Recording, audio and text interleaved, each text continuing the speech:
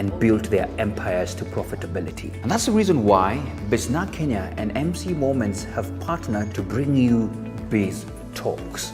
Biz Talks. And here we shall be hosting mentors, people who have gone ahead of us, people who have created these empires, people who have also on the verge of creating these particular big businesses. And these lessons will be valuable for you, the business person, for you, the aspiring business person, the entrepreneur, so that at least you can make wise decisions when it comes to building that business. So every Friday at 8 a.m. on all business platforms, that's the Facebook and YouTube channel, and of course MC Moments.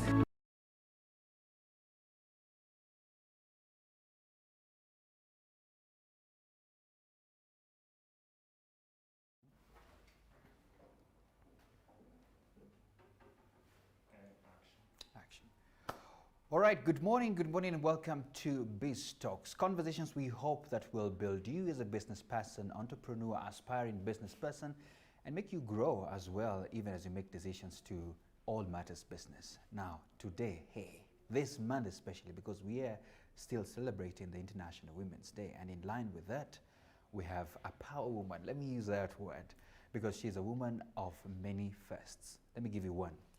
First woman to chair the Kenya Association of Manufacturers in 56 years. And we shall be getting to learn some of the things that she brought in, what lessons she came out with, but most importantly is that she's a founder and the CEO of Melvins Mash. And of course, I've been enjoying a cup of tea courtesy of them, and which we'll be doing today. And so she's here and she'll be sharing her stories and the ups and downs for all of us as entrepreneurs to learn from. So many thanks. Melvins I'm calling you Melvins. It's Flora, fine. It's good to see you. I'm so used to it. You are Melvins, is it? Even on the phone, people said, just serve me a Flora Melvins. I know. So it's good to see you. Yes. We have a conglomerate from yourself as well. And I can see from the purple teas to the black teas to the green teas, which one is your favorite? Because I have cut some out for you there. Right now, yes, Melvin's purple tea. Purple tea. It's a pyramid tea. I mean, I just love it. I know that would be new for many people. So if you haven't had a purple tea, it's time to have that. So I'm going to serve you some hot water so you can have it with. Sure. Let me just pull this aside. So it's good to see you. How has this month been for you now that at least we are celebrating you? It's brilliant. It's brilliant. And I guess that's why I'm on the color purple. Oh, maybe next time our production should ensure we have some purple stuff going around. Well, we have that. Yeah, so else. we can at least be in this season or so. Yes. Well, here at Biz Talks as well, we said we want to celebrate women who are doing amazing things as well. Okay. And it's such an honor to have you here as well, because you are, as I say it again, a lady of many firsts. And it's good to have you here as well. I'll have a black tea as well. I enjoy it actually at home now. Thanks so much for really introducing even the packaging. It's beautiful. So good to have you. And I hope you understand the difference. You know, by the way, please let me know. It's not the black tea. You know, we're used to, we take the tea from the farm, we cut it, tear it, curl it. Yes. Then we put it in the dryer. Yeah. This is orthodox tea where they roll it. Yeah, because I can see there a little bit of some nice twists. Yeah, they take the same tea leaf, but they roll it. So the whole production method is different. So of course you get more nutrients, you know, more antioxidants from it, more nutrients from it. But it's lighter. Okay. So for people who like very strong tea, this is a nice evening tea when you don't want a really strong kick. Like for me, I'll still have to have my 2 cups of strong tea. Yeah. Lovely, lovely. Now you have it there. So we have amazing tea, and you better try it out. Yeah. By the way, just now that we're talking about the tea, somebody may be saying, by the way, I only know, because I used to be a Tangawizi guy of, you know, the Melvins Tangawizi. I think that's a brand that has been there for long. It is our flagship. It definitely is. Yes, I have been there. So this is the time I'm now trying the varieties now that you have introduced these varieties. Yeah. And some of the guests who have come here, they have said they want a lemon twist. Immediately they say after, I go and try as well and say, hey, I want to try this thing and feel how it feels, you know? So all these teas are available in the retail supermarkets, right? Yes, they are, and if they're not, let us know on our social media, but we are everywhere. The whole idea is to have fun, so have a taste in the morning, have a different one in the evening. Yeah. When you're going to bed, take a chamomile, which is supposed to calm you. Yeah. You know, the youth are now very happy with the hibiscus and the berry blast. So the whole idea is just to enjoy tea during the day. Wow. And then you can take it iced, like now our hibiscus, that's my latest. You come to my house, I'll pop it in hot water, let it cool. Yeah. Throw in some ice, lemon, perfect cold drink. Okay. Yeah. I must say this because one of my good friends is he's from the States. It's called Chip Kingsbury. Yeah. He's the one who introduced me to a little bit of iced stuff. Yeah. And now that we have it now locally, hey, what's up? We better try these things out. You know? Okay. I know we have entrepreneurs who are looking up to you and saying, hey, I can't wait to hear the story of Flora and all that. And I know I sent you some questions that we're going to discuss today, but I want to have a free flow in a way. No, I'm easy. Yeah, and in a way I just want to ask you this. Before you even really introduce yourself, I'm going to throw this question. Did you always, when you look back, maybe in your 20s, did you always imagine that you'll be where you are now? Interesting question you asked. Yeah. I was just one of those kids who never got a calling. When I was going through, let's say, like your A-levels and college, you know, even the career master started getting concerned and saying, I want to see you after class. What is your career?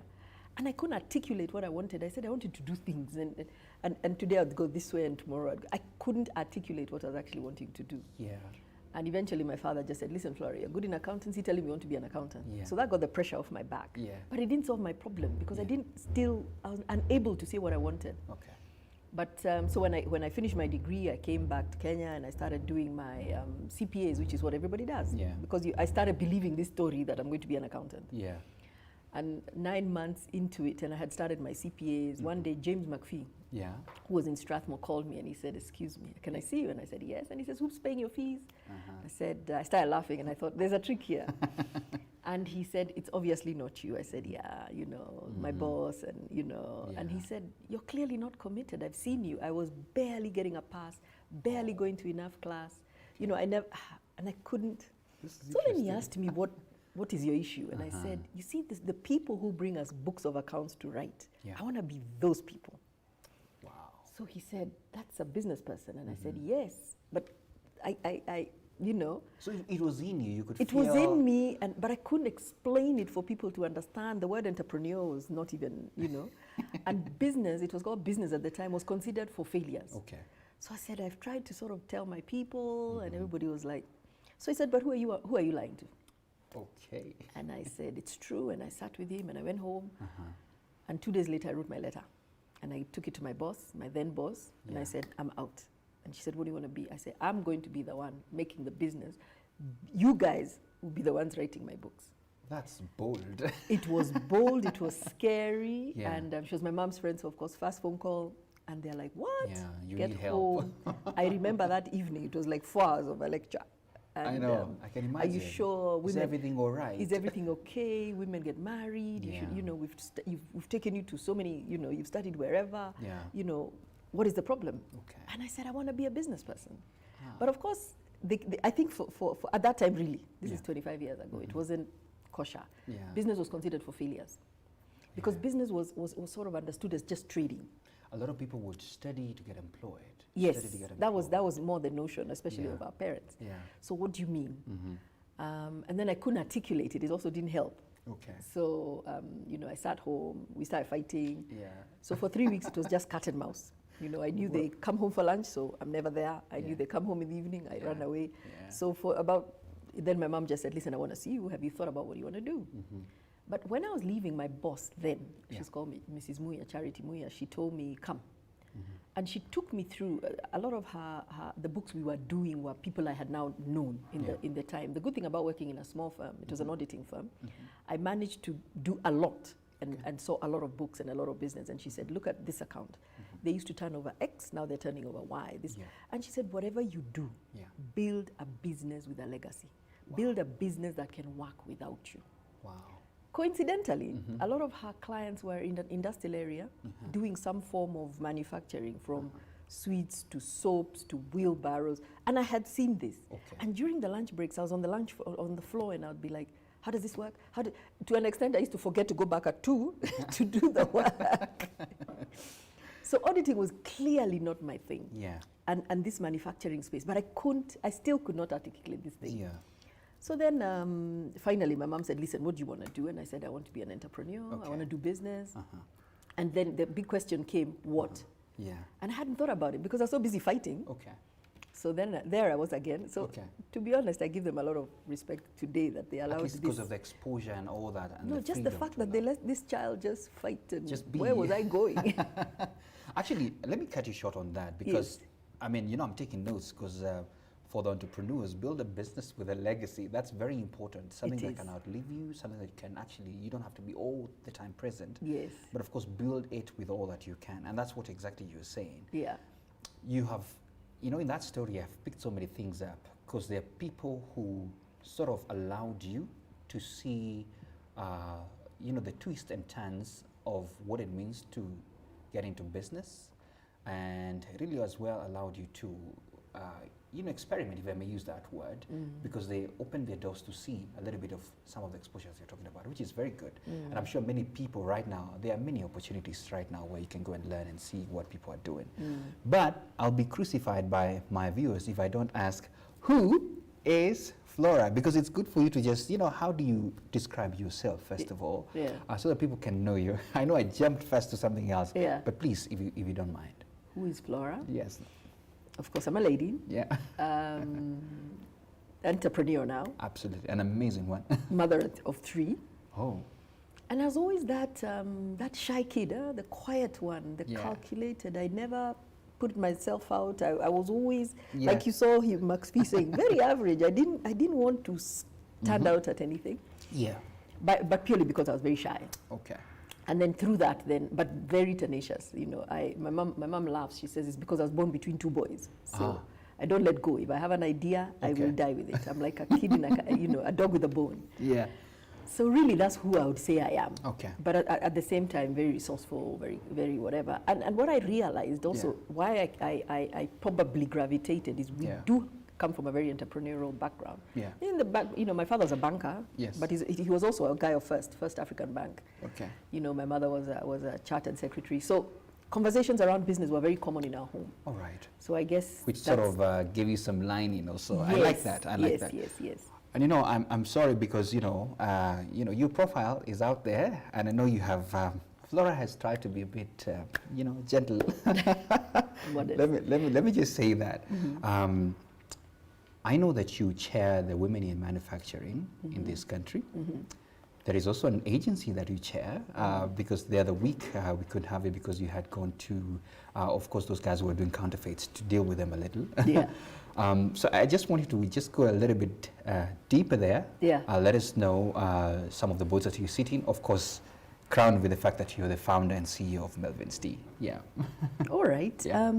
I guess through my journey, I was asked to sit on the board of Kenya Association of Manufacturers. Absolutely. So I think that's when I sort of started coming out a little bit. Yeah. But even there, I did my calculation, minimum board meetings, minimum exposure, minimum. Yeah. But somehow, they decided we're going to groom this one and she's going to be chair. Yeah. I think from there is where really I got a lot of exposure, you know, and then I started sitting on other boards. I think I sat on the Jubilee. Right now I sit on the SBM Bank. Yeah.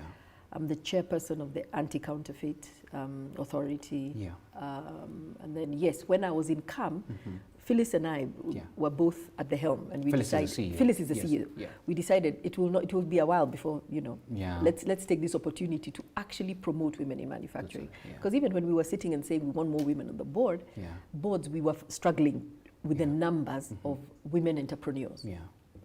There are quite a few people in women in manufacturing who work in the whatever who also need to be given the, you know, a seat at the table. But we tended to find the entrepreneurs tended to be the smaller women and not formal. So we decided to run this program called Women in Manufacturing, where we actually link them up with the big ones. We try and do subcontracting and just give them the exposure, I must say, that I got. You know, when I started at CAM, I was the smallest business on the block. Oh. Yes, I mean, you know, you have big businesses. They call it the other guys were the giants, big boys. Yeah, the big boys. Yeah, the big boys.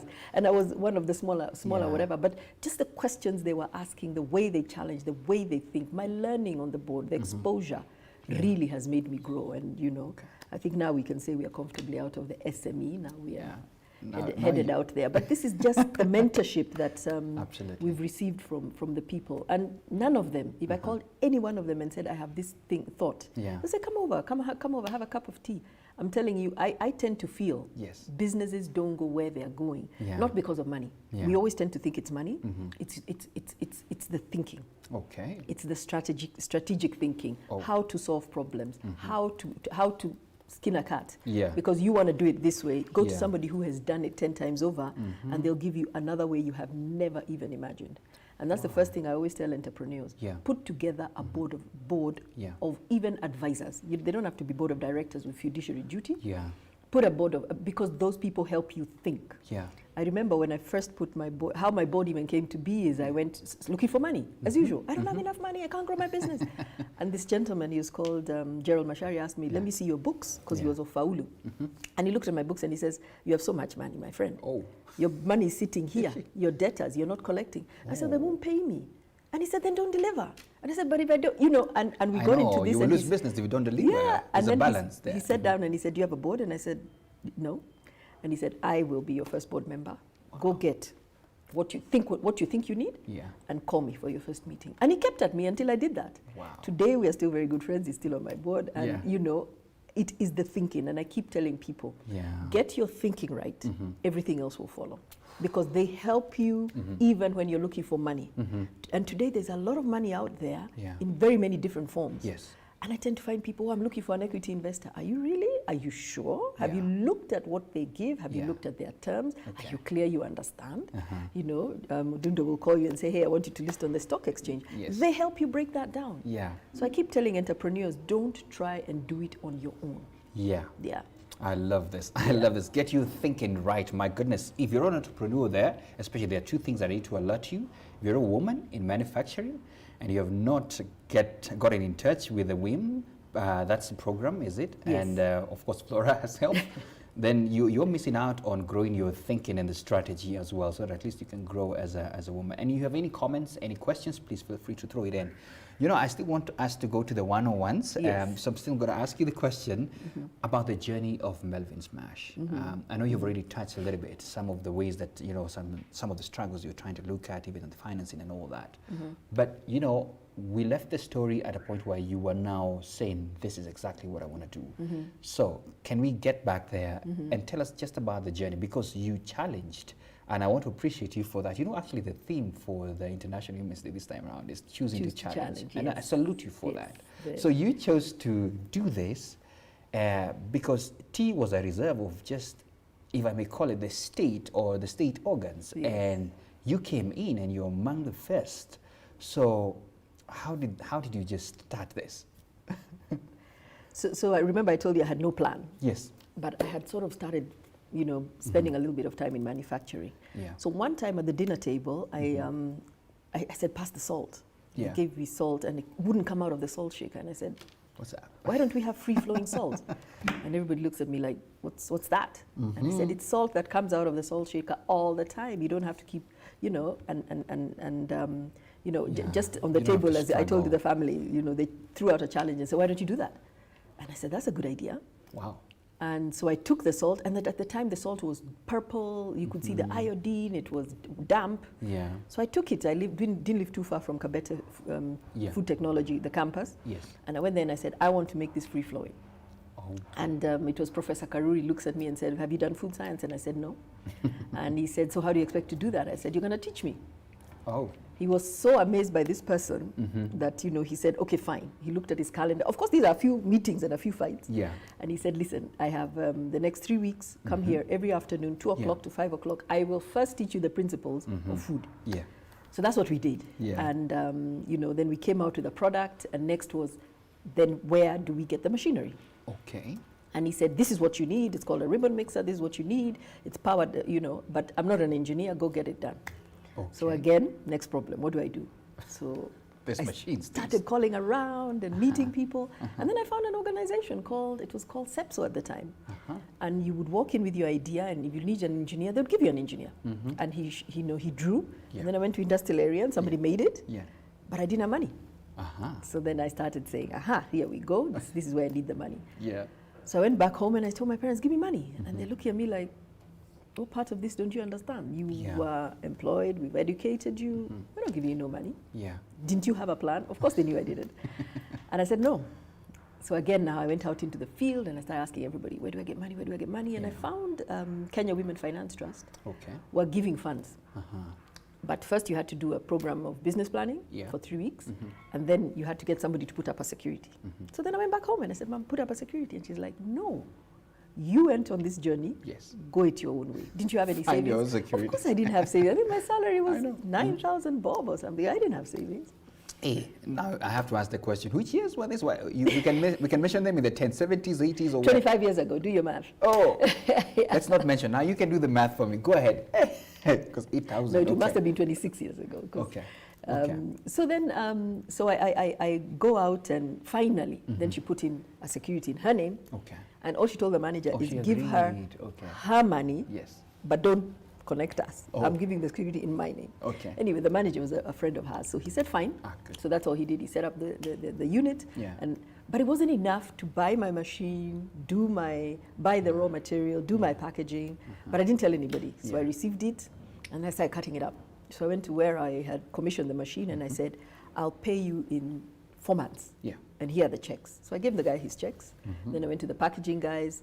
Was a friend of mine, so we did that. Then I went to the raw materials. Salt was cheap. So off I went, and I started making this product. And all this, you're believing it will be, the uptake will be amazing. Of course of course it will be. First free-flowing, all Kenyan households. I mean, I knew I had made it. I'm done. There must be some faith there. Anyway, but go ahead. It's called dreaming.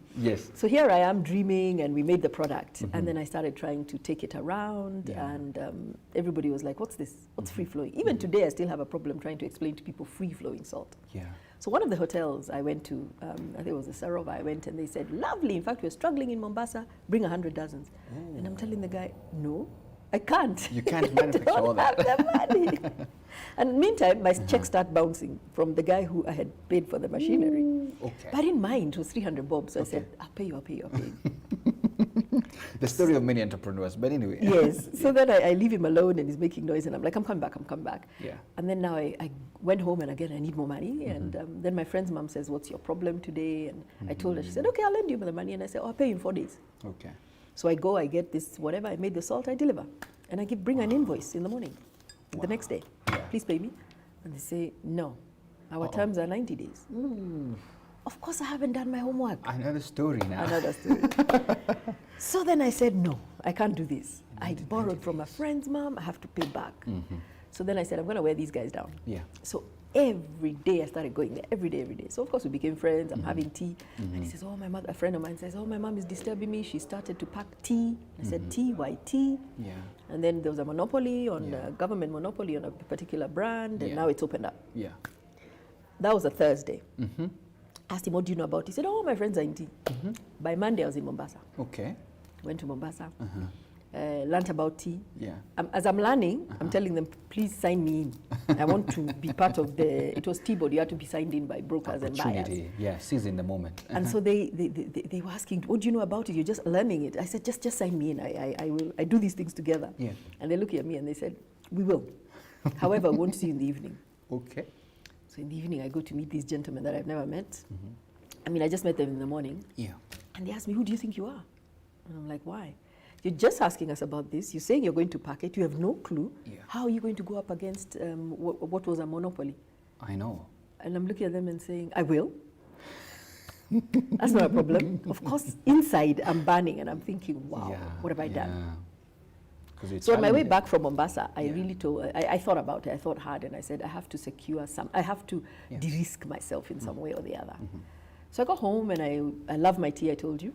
I went for my usual, and I started cooking. And then I go for ginger, and there's no ginger. I'm like, oops.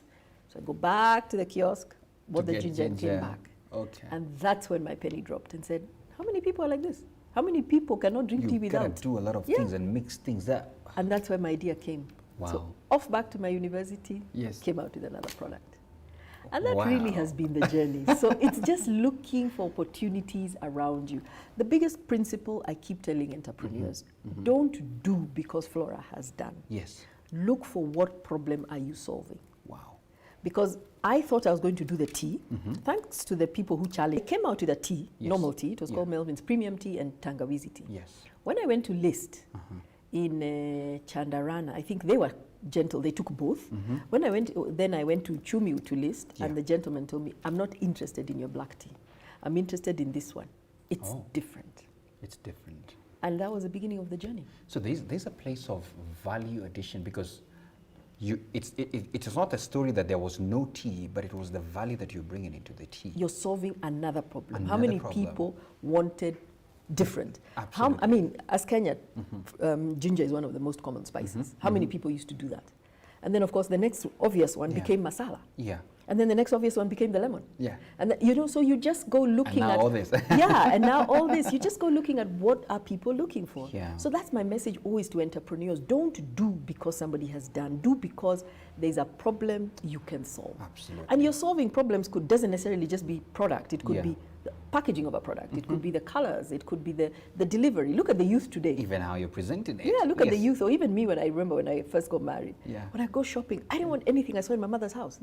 Because you're just revolting as a young... I want to be you. You know, yeah, so I want to be me. So I start picking up all these things. So there's opportunity for everybody. Absolutely. So start understanding your consumer. Follow your consumer if you've decided this is the age you're dealing with. Yeah. And give them what they want. Wow. Hey, take homes there. What problem are you solving? My goodness, I love this journey. Hey, Flora. So, okay, you know, actually, one of the questions I wanted to ask you, you've already answered it, was actually the start, where now you're trying to get the sold part of it, and then now how you jumped into tea, and wow, such an amazing journey. And then tea became such a big sea of opportunity. By itself. You know, we haven't moved too far out of it. We do have rice, because one of the supermarkets asked us to package rice for them. Yes. And then we came out with brown rice. Okay. Melvins brown rice. Okay. And we'll probably one day go into other products, but there's just such a huge opportunity. It's still huge. You know, people come from the States and say, my mother cannot take anything. How do we get it to her? So now we're looking at all that. Okay, I have to ask you this question. Yeah. The name. Yes. I have to confess this. Yeah. First time I started taking it, I thought I was consuming something international from somewhere else, because I know the name is catchy in a way. Yeah. So, what informed the name? Is it someone that we know or something? I don't know. My grandfather, my father, you know. Yeah. The name is just a name I liked. Because I had to come up with a name to register the company. So I liked Marsh, and I said Marsh International, didn't work. So we said, Melvins rhymes with whatever. Okay. So, and that's how we landed to it. And that's how we landed. No, I love it. Because Melvins is just this mysterious character who hangs around tea. Okay. Let me just throw this into it, because my dad loves tea. I mean, it was a culture in our home. Yeah. I mean, it's the first, before dinner, once you get home at about 5, 6 there, some tea needs to be there. So we'll get a local farmer there who will bring milk, and so we have some very nice tea. Yeah. So we were cultured into it. Yeah. Even now at home, yeah. I mean, some of the team here know that if we don't have a flask of some nice tea, of course now my Melvins with tangawizi, you know, there's a problem. Yeah. And so that's how I was. I don't know what has been, now that you're in the tea industry, definitely, I don't know what has been your view. Of course, mornings, I think it's a Kenyan culture. Tea is something that is an ingredient that must be there. Yeah. But are we seeing this uptake and the appetite still going on, in your own view? Well, the youth, like I'm saying, are not taking tea. Even when I look at my own teenagers. Why? Why are you not taking tea? Anyway. Even my own teenagers, you know, we sit there and they're like, not really. Oh. You know, I have one who loves the green tea, because I guess she says it's very refreshing. I've got the other ones who like the berries and everything. So I guess they have a more discerning taste than we do. And a bigger variety. There's so much more that people can take. I mean, I'm seeing soda in the morning. So let's not go there.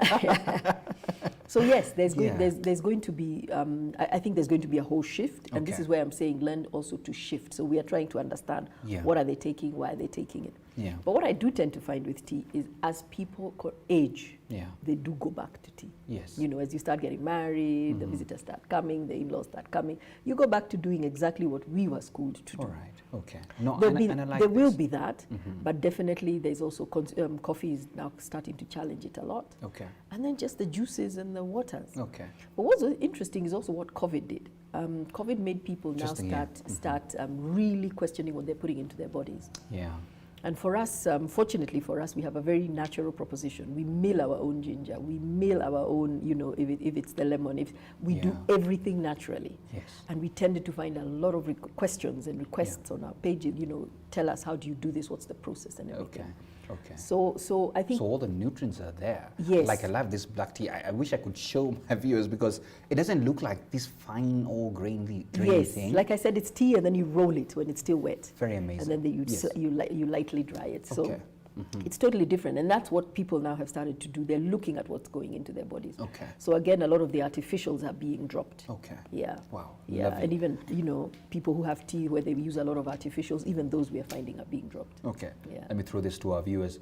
Do you take tea? Why are you not taking tea? I would like to hear that as well to them. And what do you take? I know. Yeah. So I have a question because in your story, there were a lot of people were asking you, what are you trying? You know, there are all those people trying to push you back. And so in a nutshell, the question then is, what drives you? Because you never gave up and you kept pushing. So tell us. I'm not sure. Like I said, my mom says it's because I was born between two brothers. There's no quitting, there's no crying, there's no poor me. You just push through. Okay. But what I'll tell people is the naysayers have a very strong, listen to them very strongly. Yes. Don't let them put you down, but work around them. Yeah. So if you hear somebody where you're trying to do something, they say that will never work. Ask them why. Why? And then sit down either with them or others and say, this is what I've heard. What is the issue? Because there's some blind sides that sometimes we're too rosy that we don't see. Okay. And it helps you move faster. Okay. Yeah, when you listen to everything around. I mean, had those gentlemen not sat me down, I would have gone out with my normal tea. Yeah. And I would have failed. And because I know so many people who just did plain tea that didn't work. Yeah. But the fact that they challenged me really made me think I've got to do it a different way. Wow. So it's really about not giving up, believing in yourself. Okay. Yeah. Let's talk about the elephant in the room for many entrepreneurs. They talk about cash. Yeah. Cash. Oh, we don't have the capital. Oh, we don't have all this. Maybe you could talk about yourself in the start. Of course, we have had a little bit, you had to really push your mom, at least they always help me out. And of course, the bank that gave you something. Today now, because I know, and we'll talk about that later, about mentorship. You speak to a lot of business people, women as well, and cash has always been a subject every time. I may want, from your own experiences, help entrepreneurs understand maybe the alternatives they could get for their cash, and from your own self, how did you maneuver that journey so that at least you're not all, and I know you've spoken about the challenges sometimes of bouncing checks and all. How do you maneuver this elephant of cash? Yeah. Number one is to realize cash is king. Yeah. So when you have it, guard it. Okay. If you give it out, collect it. Okay. Negotiate hard. Yeah. You know, I remember when I started, I went to one of my suppliers and it was written, in life people don't get what they want, they deserve, people get what they negotiate. Wow. It's not what they deserve, but what they negotiate. Yeah. And those words never left me. So even today when I go into the banks, I'm like, I want 12%, like the big people. You know, and they're looking at you like, you're not the big people. And I say, that's what I want. And at least it brings some, you know, they will give you some leeway. Yeah. So I think it's really realizing, number one, if you're starting a business today, you do need a kitty. Whether it is you've been, you know, saving your salary all along, you do need something to start with. That's true. So I had no savings. Remember, I had no plan because I didn't think this would be allowed. Okay. And I keep telling entrepreneurs today, you're so lucky that it's unaccepted. You can start entrepreneurship in college. It was not there for us. Yeah. So, but there's a lot of, I borrowed from my circle. As much as I did get the security from whatever, had I not gone shopping to see who was giving this? Yeah. Because what she did is, once she put a little bit of a security, they gave me double of what she put. Wow. So it was also going out there and seeing who has what. Yeah. You can do invoice discounting. So when you supply somebody, you can discount it at usually 2%, and then use that money to trade. Okay. You can have what you call a stock loan. With my bank, I have stock loans. Yeah. You can do asset debenture, where they take all your assets and then they lend you against that. I know people like Equity particularly good at that. Yeah. My bank and CBA pretty good at that. Okay. So there are different models now that you can take. Yeah. And then the other one that I'm finding that is getting headway is really just saying, I am an SME. I've just started. Yes. I really can't afford to give you 90 days like everybody else. Yeah. Can you pay me in 14 days? At least. And there is a grace coming through on that. Wow. I have a program now where as you said, it's negotiating, telling them as it is. It's negotiating and telling them what it is and promising them extra. Because today if I have, like we buy, you know, if it's lemongrass, if it's our hibiscus. Yes. If I have somebody coming to tell me, I will give you excellent service, I will give you fresh product, but really I can't do the terms you want. Yeah. Really, at our size? And don't you owe it to somebody to grow them? So we do have a Melvins mentorship program now. Wow. So I have women that I mentor. Amazing. I've seen that. You've seen that, I've yes. seen that, yes.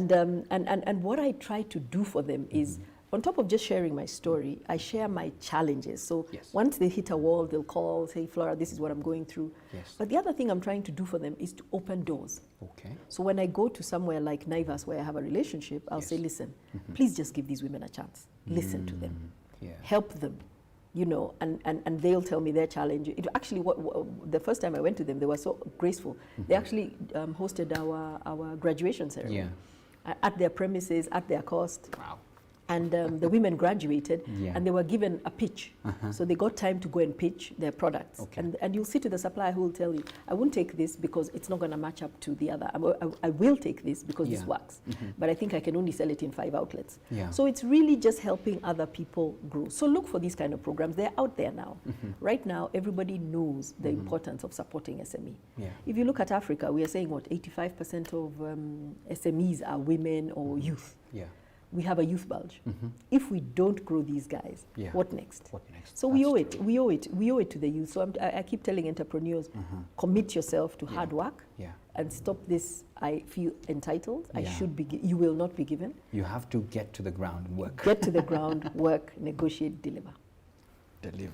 And the opportunities will open up. I know people who have just given me grace.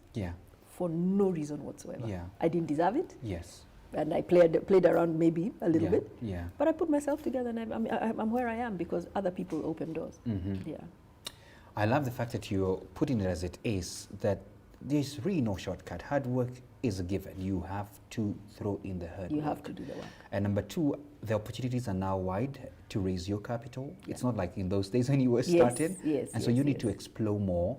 And as they say, entrepreneurship is a risk. You have to give in as well, knowing very well that you're diving into something, and hopefully get hands to hold so that as you don't make mistakes. I love that. And I know there could be a whole lot of conversation about the mentorship that you're doing, which we'll touch on that. But I just want to jump into COVID, because you mentioned it, and how it affected your business. I know so many entrepreneurs, hey, some of them are trying to breathe back, and we still have some things coming up of COVID. How was it for you? Like I told you, our natural proposition just played into COVID. Okay. So people were like, I remember my ginger. Yes. I remember my masala. Absolutely. Yes, I want my lemongrass. And those are the things people are taking. Yes. Especially the lemon. Yes, lemon and ginger. We actually couldn't satisfy the market. I want my lemon and ginger because they know we have we grow it, we get it from the farm and put it in your tea bag. Amazing. So for us, COVID was not bad. Okay. It was not bad. We didn't tank. Actually, we grew. Yeah. Not miraculously, because of course purchasing power was challenged. Yes. But COVID was not bad. Of course. I do feel really for the people whose businesses suffered because of COVID. Yeah. And the ones I really respect is the ones who are able to bounce back, either turn my business from one to another, look at opportunities. And there was a lot going on. I agree. There's a time where things hit you and you really don't have the strength to bounce back. And what I tell people is take a rest, but get up. Because life doesn't owe you nothing. Yeah. And just looking at what I saw in restaurants in the US, where they just started saying, listen, we're just going to start selling bulk. Yes. We just come in and get the steak you used to buy, come and buy it already packed and go cook it in your home. Give them recipes. So there was a lot going on, and that's why I tell people, follow the women I was talking to at the time, I said, follow your customer. Where is your customer? Your customer who used to come to you is now at home. How do you reach them at home? Yes. So even we upped our game on online. We upped our game on collaborations. We upped our game on partnerships. We gave tea to frontline workers. We did what we could to sort of just keep connected to the consumer. Yeah. Wow, amazing. I just want to throw in some comments that we are getting here. And I don't know whether you know, there are many people I think a lot of them are shout outs. This is more like a mentorship class, somebody's saying. And they're like, okay, yeah, sit back and learn. Yeah. I'm Abby saying tuned in, Melvins teas, and very happy to, learn. I have seen so many shout outs. I may not read all of them. And let me just pick one. Somebody's called Queen Hannes saying following the conversation and learning a lot. Bon Gashoka, very inspiring. Rosemary following as well. Simpet, great insights there. Mbaka tuned in, enjoying the conversations, amazing. I like the discussion, especially for the sake of the youths. Absolutely, you better take up these particular conversations. Nice, encouraging woman to be competitive in business. Yes, yeah, take it as it is. So thorough you are. And there's so many comments here. No great favor. tips. Yeah, absolutely. Great tips on how to run my business. That's Warohi, amazing. Yes, keep watching. So all of those comments, amazing. Thanks a lot for those who are watching. A lot of shares as well, over 100 shares, people sharing this conversation. Yes, keep sharing, let people learn from this. Now, let's get into the gender element. Yes. First woman to chair the Kenya Association of Manufacturers, and first of course, free-flowing salt, first flavored tea. First flavored tea, a woman of many firsts, as I called you. Yes. So how was this, given the fact that now you're a woman? How was it? I know you can combine. There are many experiences that you've seen, but just in general, how was it driving this, all this as a woman? I don't know, because I don't know to be a man. I have no clue. Yes. I remember when I was like 5 years in, IFC came and they said, want to interview as a woman in business? And I was like, okay. And they came and they put on the cameras just like this. Yes. And they started saying, how's it to be? And I said, I don't know any other way. So for me, I don't think it's about being a woman. Yeah. It's about, do I have a compelling story? Can I sell my story? Yes. When I walk into a room and I see a whole bunch of men, and let's say when I was listing, let's say for example, when I was trying to list my product in the supermarkets, yes, I'd get many lectures, but my lectures were more around, yes, one, you're a woman, you should be employed and you should be having your children, are you married? The other one was around, you're young, why are you wasting your life? Yeah. But that to me was not because I was a woman. For me, it was about, this is what I want to do. This guy's in my way. Yeah. So therefore, I go to the next guy, and this one is in my way. So I didn't even realize. I think for me, I was very, very innocent towards this. Remember, I told you I was brought up between two guys. Yes. So it was really, if you're fighting for the sausage, you have to get it. If you're fighting for this, you have to get it. So for me, I don't think gender was a card that I was very aware of. Yeah. I think I became aware of it much later. I then got married, and then I got my children, and then I started seeing the sacrifices that people have to start making. I actually stopped working on Saturdays because I wanted to be with my children. Yeah. Then I said, what if I couldn't give myself that grace? Networking. My brother joined me after a few years of being in my business because he's very operational, and he would ask me, where is this? And I was like, I don't know, where is this? And I said, your mind is so process driven, please. Yeah. So he agreed. He's an architect, but he agreed to say, okay, I'll help you. So in the evening, sometimes we'd have a challenge like Valentine is coming or Christmas is coming, we need a promotion or an activity, and we start calling around, and because we used to do a lot of stuff by ourselves because we couldn't afford these big agencies. And then I would go home because I have children. And then he would, of course, go and meet his friends. And he would meet so and so. And so tomorrow morning he comes. Yeah. This is it. This is what we're going to do. So that's where I started seeing stuff like, wow, okay. Being, the networking. As a woman, you go home because you've got so many other responsibilities. Men go out networking. Then, serving the home. Yes. Things that need to be done. I had a member of staff who actually quit after a month. And I asked him what happened. He said, I didn't realize my boss would be a woman. And I said, but I interviewed you. Oh, no. I was, so for me, it was the total opposite. The gender card just came and started hitting me. Okay. So I'm not saying it's not there. All I'm telling people is it is there, but you have a business to deliver. Okay. Deliver it. Having said that, though, it's not particularly easy because not everybody will have the resilience that I had. And it is time, and I really, and especially these days, I really remember when you asked me to invite you and I said, I'm coming in that gender month. Yes. Because we do need to give women opportunities to sort of come through. Not everybody will be able to fight through all those bankers. Not everybody will be able to have an option. If this bank turns me down, go to that one. So, the people on the other side, men also need to learn to support women and give them a platform. Yeah. And we were just saying that the gender card is way out there. It's understood, it's whatever. Yeah. But it's not translating to numbers. We were just looking at it. I was speaking to somebody this morning, and they were saying for women to catch up equality to men in opportunities and everything, it would take 257 years. What? Yeah. Okay, that's quite some years. Yes. Quite but some yet, years. everybody, down to my even watchman, knows International Women's Day. So we know what we need to now move to is setting targets. Okay. So corporates now need to look and say, what is my staff ratio? Usually you will tend to find lower cadre women, upper cadre men. So now start setting targets and saying, you know what, on my board or in my management, we need to bring it to 50-50. And give those targets to like HR, give it to your recruitment, give it to your managers, and allow them to actually now give women better opportunities. Do we go and do we have responsibilities in the home? Do we need 9 months to get whatever? In fact, now it's during the 9 months we are sort of there, not there.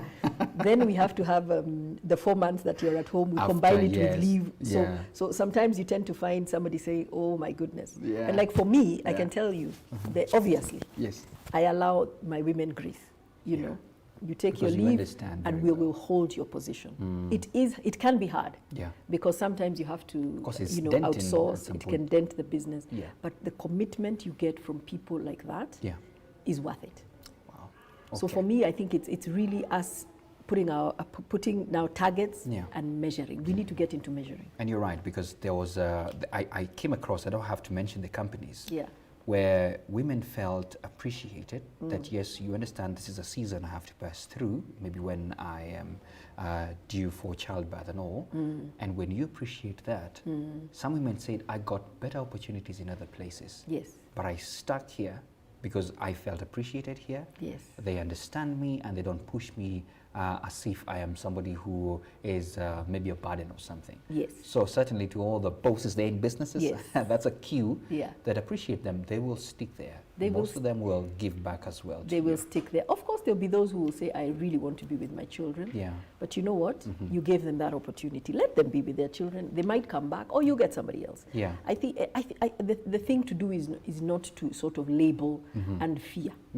Because you tend to find, I'm sorry to say, women are better managers and they're delivering. Hey! Women are better managers and delivering. I know the men watching might ask a question and say, what's going down? But, you know, at a point here, I must admit and say, I have seen that. And maybe because you're here with me, I'm sure when you pass your eyes around, you'll see there are more ladies than men. Yes. Great to have that. So still on that gender part, before now I get to our final comments, because we're almost running out of time. Let's talk about the mentorship that you're doing. Because I have seen you with a series of women at some point, and most of them are just startups, others are trying, and you're sharing a lot of your knowledge and all that. First of all, talk about why you're doing this and how is this going?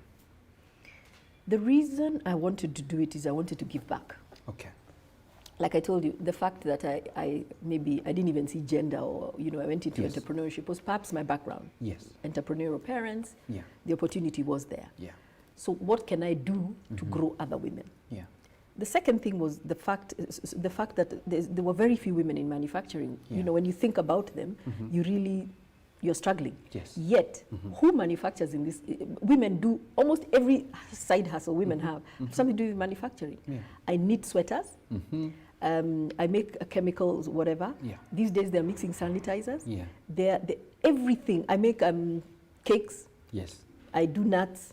I do omena on the streets. This is manufacturing. So how do we scale it up? How do we build it into an industry? How do we help them build legacies that their children could actually benefit from?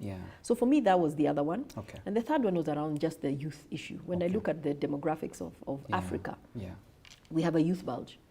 They are not going to get jobs because there are not enough jobs. Government is not employing, etc., etc. So we have to help them. I don't want people to go through what I went through. You know, we have to help them. We need to help them. You know, respect, you know, understand that entrepreneurship, working for yourself is cool. It's good. I mean, I do what I want. I do how I want, you know. It's painful. You know, your mistakes are your own and you pay for them. But those are the three things that really made me decide this is the program that I want to do. And initially I started it like a mentorship, a little bit of training, and they said, we don't even want the training. There's training out there on strategy, on business. We want the experience. We want the mentorship. Yeah. And that is really what drove me to do it. Okay. So far we've passed over, 30 or 40 people. And I always tend to find my phone ringing or an email coming, people saying, hey, you know, how do you do this? I've reached this obstacle, this is happening. Yeah. Yeah. Okay, let me just read some comment from Wanjiro Daiga. I agree, women are better managers. I told ya. So, Eston Jeroge, following from Kisumu, amazing. I hope you're having some Melvins morning tea. Abigail, women need empowerment in their business and their initiatives. Certainly, we agree with you, as Flora is saying. There's another conversation here. Are children interested in entrepreneurship? Are your children interested in entrepreneurship? That's a question. What has been your observation? Are they? I have one who's serial. You know, this is he always wants to talk about business. Yesterday, my 11-year-old told me he wanted a PS5. Yeah. And yesterday he told me, Mommy, I don't want a PS5. I want support to start my own business. And I said, at 11, what are you going to do? And he said, I have an idea. I've been looking at what Walmart did. I was like, he's 11.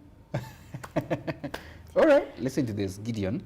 Gideon Gidi, you always have been an inspiration in molding SMEs. One day, I'll be one. I'm actually learning a lot. Brilliant. Karibu. Please be one. Start, as you heard, keep going. You know, start where you stand with what you have. Then, you know, the sky is the limit, as you say. You know, we only have about 5 more minutes, and I want to end this by asking you a few last, maybe final questions about attributes that you think, especially to the ladies who are watching, of successful entrepreneurs. You know, things that you need to hold dear to yourself.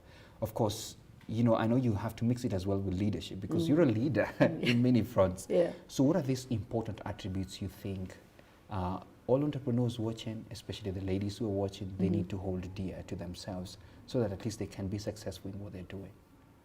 I think number one is drop this me too. Okay. Don't do something because Flora did, or because Mina did, or because so-and-so. Yeah. Solve a problem. Solve a problem. And once you've solved the problem, then you've got to see, is there, what slice of that pie is there, and what is the size of the pie, and then what slice will I take? Yeah. So there's no point solving a problem so small that I'm not going to have enough market. Yeah. So solve a problem and then make sure it fits into a bigger ecosystem. And if not, solve that one and solve many others. Yes. And then you can put them into one ecosystem. Yeah. I think for me that is the biggest message I'll tell entrepreneurs. Okay. Stop the me too copying. You know, and right now, today we're even buying presents or gifts for people. I love in IG. Yes. I'll go there and just see what people are doing, because the youth are doing some such interesting things. Yeah. Look at even, we have Dress Down Friday, and I can see you have that as well. I mean, it's really around wear something that is made locally. You know, support local, buy local, build Kenya. Yeah. Those are the things. I think the other thing around success is going to be resilience. Nobody owes you a living. You owe yourself a living. Yeah. So when things get tough, resilience. Take a break, lick your wounds. Yes. Look for a mentor, and sort yourself out. Read, the tough Google, get going. Train. Wow. If there's anything I do up to today, is I spend a lot of time building myself, training myself, learning, asking. Ask a lot. Wow. Yeah. So be a questioner. Be a questioner. Be a disruptor. Yes. Don't always take the norm. Okay. But stick your ground. Wow. Around leadership, I think I would want to tell people is show up. Show up. When you're called, women, we're always saying, I'm not good enough. I'm not going to do it. They're not going to believe me. Do it. The worst that can happen is it will go wrong, but you learn. You learn in the process. I tend to find people, oh, how do you get called to so many things? How do you? I don't. I just showed up, and then people show up. Yeah. So leadership is really about being there. When in school they ask you, we want, for the parents, teachers committee, we want whatever. Show up if you want to be a leader. Yeah. You know, church says I want to put together, show up. These are not paid jobs. I was not paid when I was in camp, which took a lot of my time, but just show up. Okay. Leadership is something that comes when you show up. It cannot come when you're at home. Okay. Nobody will pick you and say, I want you to join my board, or I want you to support me. Yeah. No. And leadership helps in your business, incidentally. Yeah. So that's another thing I want to say. There are 2 questions here. Yeah. And before I ask those 2 questions and we end, I want to be a bit generous now that you were generous to us. Yes. The person who will ask the final kind of question I will give you one package, and I think it could be the purple tea. Now that, especially if you're a lady, the purple tea, so you can feel that feeling. So I'm waiting for that question from a lady. So there's this question that was asked. I'm trying to trace it. I don't want to miss it. Yeah. Describe one of the biggest failures or lesson that you learned to contribute to your greatest success. So I think the question is really like about any failures and what did you learn from it? Several, everything, you know. If you want to be coming to this, prepare yourself. Life does not happen to the ill-prepared. It's not an accident, unless you want it to be, but prepare. Prepare yourself as a leader, prepare yourself as an entrepreneur, prepare. And if you're speaking of that, allow me to invite the women. Yes. We're having a Women in Manufacturing dinner. Okay. On the 25th of this month. Yes, ma'am. It will probably be, it's an in-person, if it's allowed, depending on what government says today. Yes. And it will also be online. Okay. Again, it's just to put women in manufacturing together. We are going to have international speakers and local speakers to share how they pivoted and what they've learned during their years in manufacturing. Great. Yeah. There you have an invitation to come and, you know, so networking is always important. Yeah. Absolutely. Come on our CAM website. It's there. It's there. And to be fair to our questioners, let me just throw in one more question. Yeah, sure. And the question was, what do you think is the biggest challenge for the generation of women behind you? I know you've mentioned a few there, but what do you think is the biggest challenge for the generation of women behind you? And I think it also includes the youth there. Yes. What is the biggest challenge in your opinion? I think the biggest challenge is going to be to earn a living at perhaps even a large scale, because I'm seeing a lot of small. Yeah. They're not going to get opportunity. They're not going to get, you know, corporate jobs. Yes. How do they scale? How do they grow businesses? How do they? So I think to me, that is going to be the challenge going forward. Yeah. So I can start off, yes, but are you willing to just stay as a measly little business, or are you going to be able to scale? Yeah. And that is doable. Okay. Yeah. Wow. There you have it. I mean, some few more comments. Joe, leadership is about being there 100% show up. People are learning. People are taking notes here. Irene, how can one join the mentorship program? It's a question from Irene. Just come onto our website and register there. Okay. Yeah. So the website is Melvins? Melvinstea.com. Okay. Yeah. So get to the website, get to know, so you can at least join there. Yeah. Buy Kenya, build Kenya. Yes, absolutely. We are buying Kenya and building Kenya. Someone said this, we don't get what we deserve, but what we negotiate. Samuel, I'm inspired. Yes, that's it. Thanks a lot for those comments. There are so many. I can't read all of them. Let me see if I've missed any there. Oh my goodness, there were so many. But guys, I just want to appreciate you. I want to get to the closing now remark from you. And it's quite heavy. First of all, what's the future for you? And what will be your parting shot to any entrepreneur watching? You know, they're saying, wow, what an inspiration. So first of all, the future for, of course, Melvin's Mash, and parting shot for all entrepreneurs who are watching. Okay. Yeah. When I started my business, I think what really used to hurt me is 95% of Kenyan tea, actually I think it was almost 100% of Kenyan tea is sold in bulk. Yeah. So when you go abroad, yes, and that's where I had studied, you don't find Kenyan tea on the shelves. Yeah. So we were always hustling with our bags and taking tea, your aunties asking for tea and everything. And that was my mission then. When are we going to see single-sourced tea packed in Kenya on international shelves? And that was the whole mission behind starting my own business. Okay. Yeah, so I remember when I started, I went out internationally at the beginning, and then I realized, wow, to build a brand internationally, you need a strong foundation. Yeah. So I retreated, and I built the foundation. Wow. So now we are going to retreat back and go out. We already have distributorships out there, but that, to me, is the future of Melvins. I want to see Melvins on international shelves, packed in Kenya by our local people. Made in Kenya. Made in Kenya, packed in Kenya by our local people, because the whole value addition is what is going to help Africa. This is not a Kenyan problem. Yes. Our coffee, again, same thing. If you look at cocoa from the West, same thing. If you look at all these nuts and macadamia, the whatever, same thing. They go out in bulk and they're packed by others. Yeah. I believe this is how it was set up originally. You know, they came and they set up and we were shipping our bulk. But it's high time Africans caught on to this value addition story so that we keep the wealth, we keep the jobs in our own countries. Okay. Now, you know, I had said I'm going to give a gift to someone, and because Irene Nyaga asked that particular question on how to even join onto the mentorship, and you've been very active So Irene, I'll reach out to you. I'll message you so that at least you can get your package of your purple tea. And thanks so much for at least adhering to that. There was questions that we could not answer. There are many of them. Gideon, I know we'll get back to you on the comments and all those people who have asked all these questions. But guess what? We have to come to a close. It's been an hour. It's already past 9. And, you know, I didn't even get to ask all my questions that I put down. But that tells you that there was a lot of inspiration to the people. The number of views that we have seen, over 360 shares for people to learn. I mean, this is amazing. Wow. Thank you so much, Flora. And, you know, we want to say, oh, Irene is already saying, yeah, yes, you got your purple tea. So thank you so much, Flora, for coming. And, you know, keep inspiring the generation. I like the fact that, you know, the future is still bright. There's a lot of that. If you're a lady and you want to be mentored, there's even an invitation on the 25th of March. Come join in, you know, get to learn from others. And as they say, you know, mentors shorten the curve of learning. So all the mistakes they've done, you know, they will teach you so that you can avoid maybe hitting yourself so hard. Wow, that's BizTalks for now. As we always say, of course, now I want to end by saying enjoy some Melvins tea. If you don't have some, get there to your retail shop, get something nice, and of course, keep working. That's it for now here at BizTalks. See you next week, same place. And to all the women, keep challenging. Choose to challenge. Choose to challenge, absolutely. Absolutely.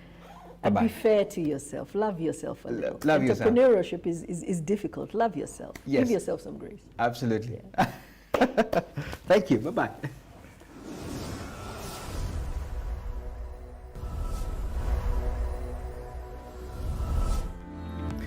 Now, everybody has a different story when it comes to building a business.